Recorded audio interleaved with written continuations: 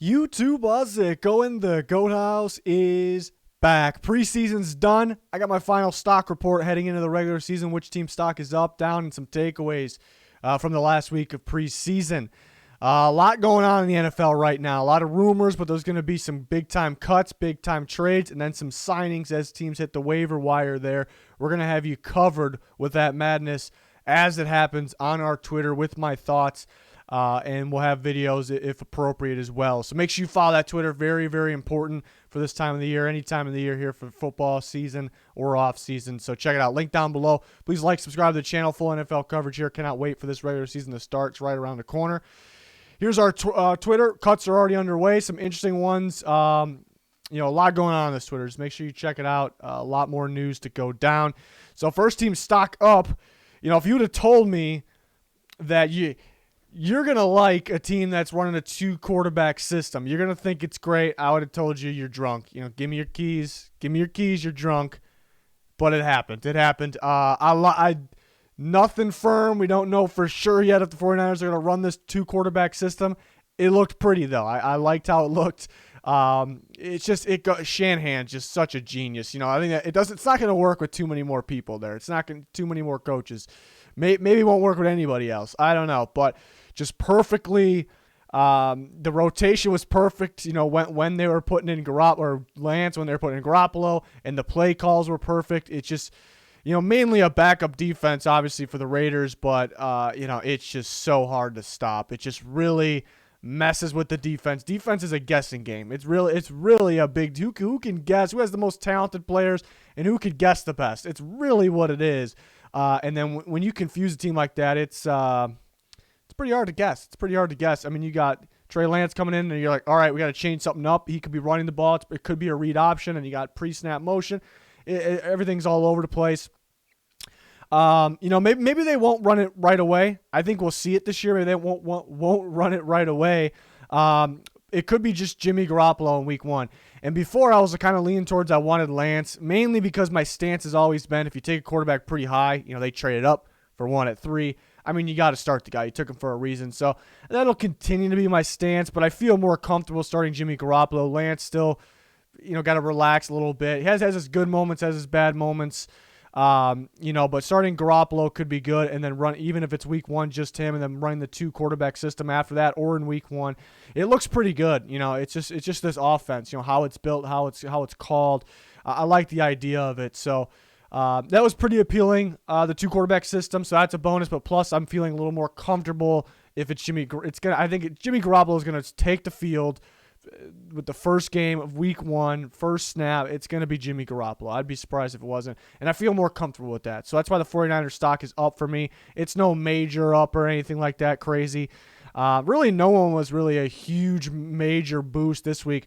But I got the Rams, believe it or not. Since last time we talked, Sony Michel was acquired by the Rams. And I think that's pretty big. Maybe an uncommon take that Sony Michel, I think, could be a pretty damn good running back still. I still think he has it in him. People kind of went cold on him. I like the idea of him in the Rams, but the Rams get much better with him. Remember, Cam Akers done for the season. They need a guy that can handle a load, specifically inside the tackles. I like Darrell Henderson, don't get me wrong.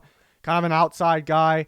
Doesn't really feel like a starting back. Could be in today's NFL. I mean, definitely not a short yardage back. Definitely not a guy that can stay healthy, taking snaps, runs inside, and their depth is pretty brutal. So this was huge for the Rams. On top of that, they go and play the Broncos in preseason, which is a deadly preseason team, and the Broncos won the game, but you can't really base much off that. But the Broncos running with a lot of starters, and it almost feels like they have 2 starting quarterbacks, and they're starting with their defense. And the Rams played some good defense, against the starting Broncos, mainly the backups of the Rams, and an offense. With their third quarterback, they're able to move the ball pretty successfully. They didn't get the ball in the end zone, where you would like them to. But, I think it looked pretty good, and it kind of goes to show the coaching of the team. It's a well-coached team. The play calling great, and it's how you're able to even move against when you're out. I guess the talent is better on the opposite side. So all of that combined, it's a pretty good sign for the Rams. We know they're going to be a pretty damn good team. It's just about staying healthy. That's what I've been saying since day one, since they got Matthew Stafford. That's what it's all about. So now to the teams going down. The Ravens, it's pretty tough because I got the preseason record. It's awesome. It's a well-coached team. They're well-prepared. It's a well-coached team. It's going to be a really good team. It's almost a lock to be a very good team. I'll do my final playoff predictions like I always do. Ravens, spoiler, the Ravens are going to be in the playoffs. I'm going to have the Ravens in the playoffs, It shouldn't really be a shocker.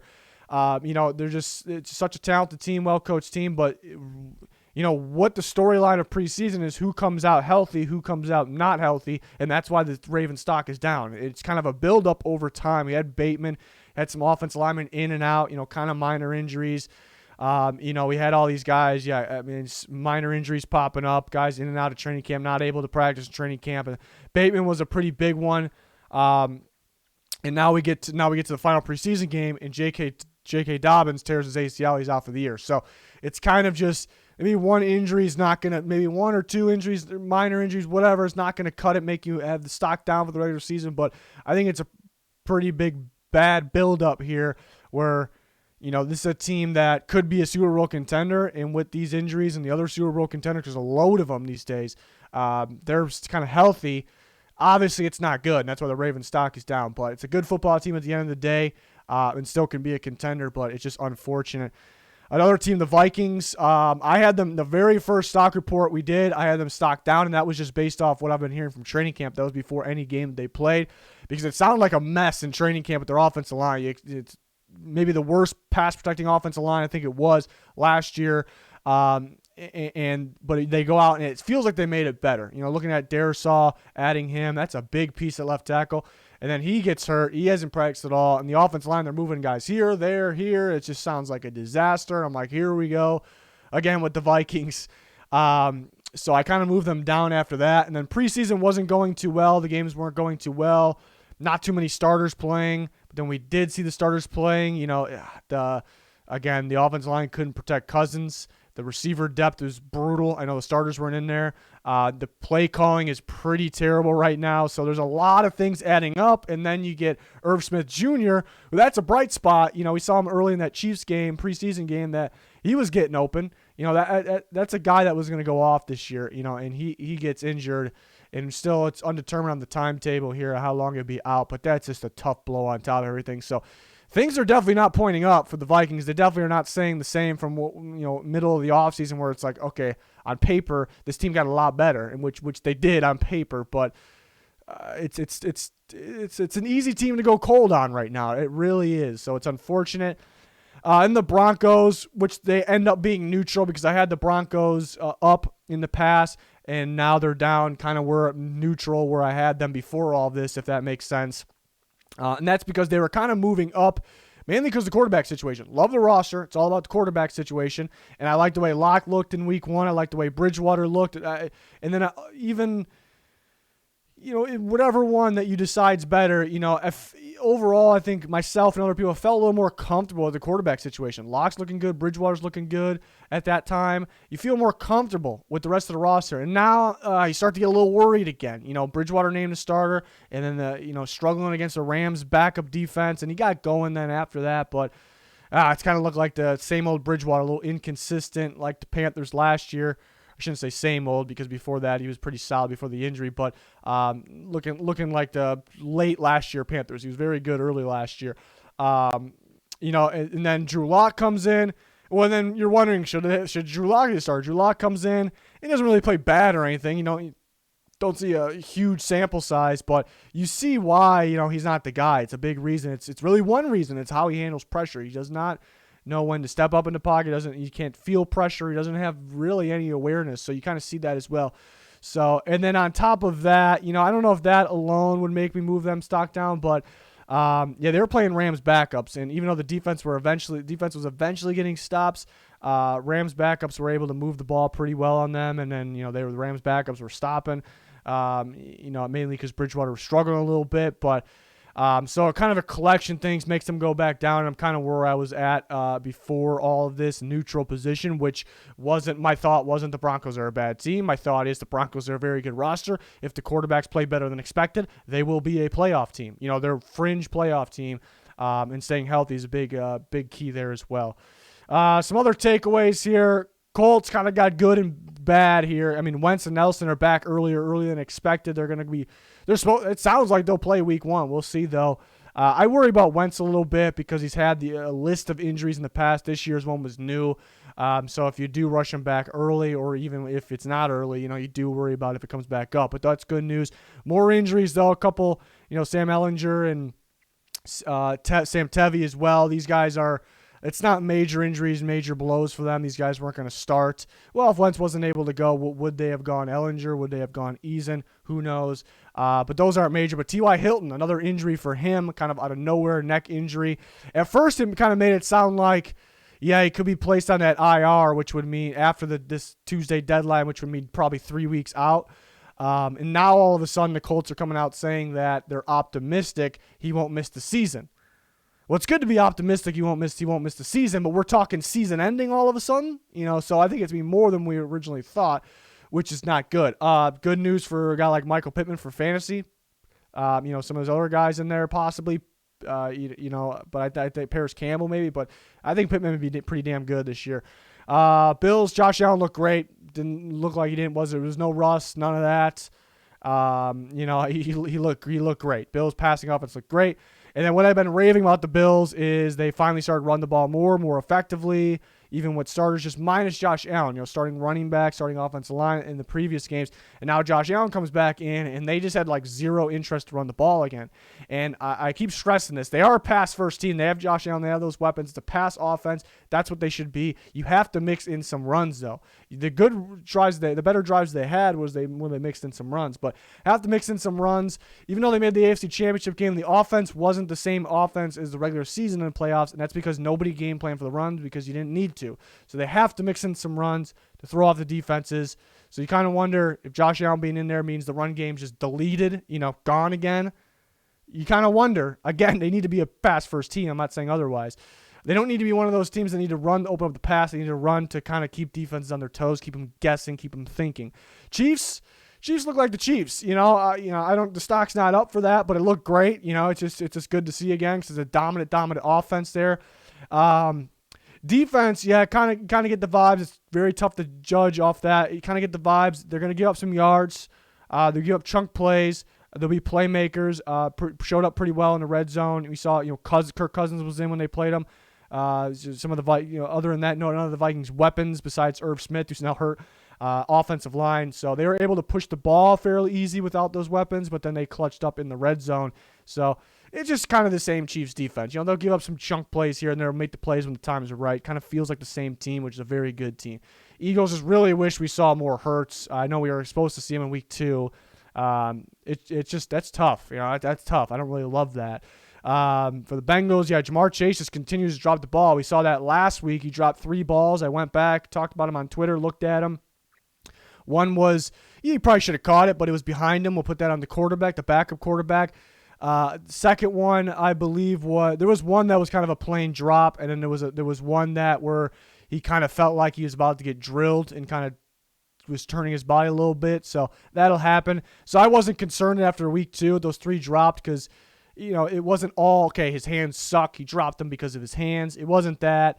There's just one like that. Everybody has that. Even the greats have that. Except for Larry Fitzgerald, I guess. But and then this week he drops a screen pass, and what I noticed bad hands, but what I noticed on that is he was kind of worried about getting hit again. So what's that about? Where my concern is, I think what everyone's saying is his hands. Hands are a problem, and yeah, I guess it's definitely understandable to have that concern. My concern is catching the ball in traffic. That's more my concern. Can he catch the ball over the middle of the field? 'Cause some of those came in week 2 where he dropped it, where he kind of felt like he was going to get hit. The screen pass. There was a whiffed block. He thought he was going to get hit. And where he dominated LSU, just absolutely dominated LSU, was down the sideline. Yeah, deep comebacks. He had good footwork down the sideline. Didn't see a whole lot of him. It was good. You didn't see a whole lot of him over the middle of the field. Is that why? So my concern, sure, you can have concerns on the hands. It's not good. It's definitely not good. I'm actually more so towards in traffic, near contact, middle of the field. Is he just a dominant sideline guy? I'm not worried about the sidelines. So, interesting. Mac Jones looks like a polished vet. I mean, some of the throws that he makes, some of the plays that he makes. I mean, it's what I kept raving about pre-draft is the awareness on the kid. The awareness is ridiculous. He feels pressure. He knows when to let go of the ball. He knows when a receiver is about to be open before they're open. He knows how to throw receivers open. I mean, that you don't just do that as a rookie. I know it's preseason, but these are things that really doesn't matter on the defense. You saw him draw a penalty in that game and know when to throw it, knew when the receivers become open. He knows how to scan the field, go through his progressions. He did take some sacks yesterday, but he looks like pro ready as can be. We'll see who they start, but that's impressive. It's impressive.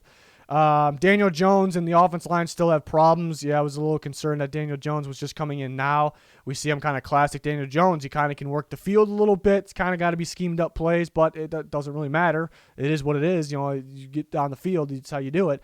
And then he gets on the field and he throws just a terrible red zone interception. Just poor decision, but it continues to happen. I would go back to the Steelers game week 1 last year. He was looking pretty good in that game. I'm like, wow, did he just improve that much? Again, a lot of schemed up plays. I don't really care. Everyone's a system quarterback, some more than others.